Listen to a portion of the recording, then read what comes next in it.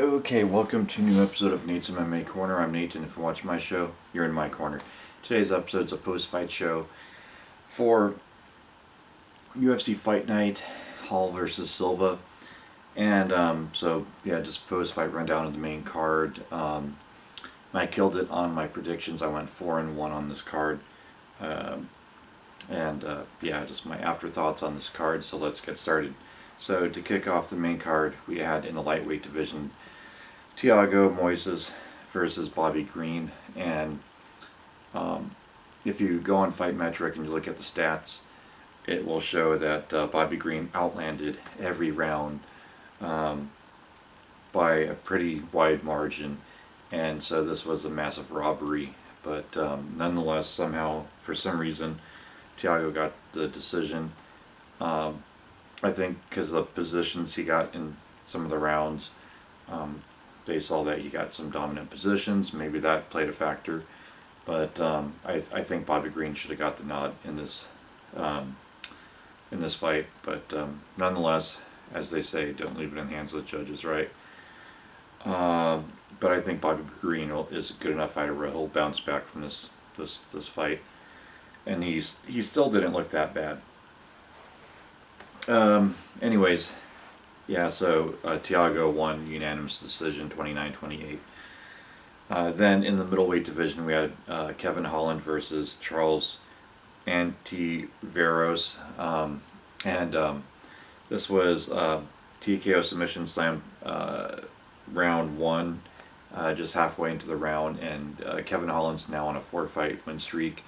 And he got into a little argument with Israel, who was cage side watching the fight, and Israel's, they announced Israel's fighting for the light heavyweight title next, I think Kevin Holland, he's definitely going to be fighting ranked guys and working his way towards the middleweight title sooner than later. Coming off for a very impressive 4-fight win streak, all in one calendar year, this 2020 calendar year. So very impressive for Kevin Holland. Then in the heavyweight division, we had Greg Hardy knockout TKO punches round 2 over Maurice Green. Now, Greg Hardy, he trains at American Top Team with Dean Thomas, and Maurice Green, he trains at Greg Jackson's now in New Mexico, and I think that was a smart move for Maurice Green to do that. I think Maurice Green is good enough where he could bounce back from this loss. And Greg Hardy, I think he's gotten a little bit better. He's shown some improvement from his previous fights where he just kind of went in for the big, heavy punch. And he kind of took his time and let it happen. Just let the fight play out.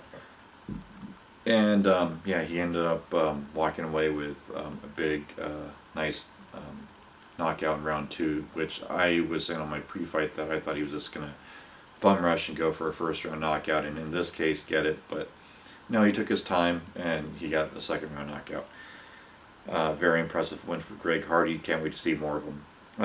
Then in the featherweight division in the co-main event, we had Bryce Mitchell basically land takedown after takedown over Andre Fili, and this is pretty much how I saw this fight happening, is Bryce Mitchell using his wrestling and his killer jiu-jitsu to just pretty much smother Andre Fili and route to a decision win, which that's what happened, and that was a good game plan for Bryce Mitchell, and it got him a good clean win over a tough, durable UFC veteran in Andre Fili.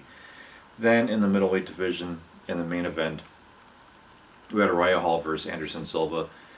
Uriah Hall, top 10 ranked middleweight, going up against the future Hall of Famer, former UFC middleweight champ, Anderson the Spider Silva. Anderson Silva looked like he had some success in this fight, but as the fight was going on, that his cardio may be a factor given his age.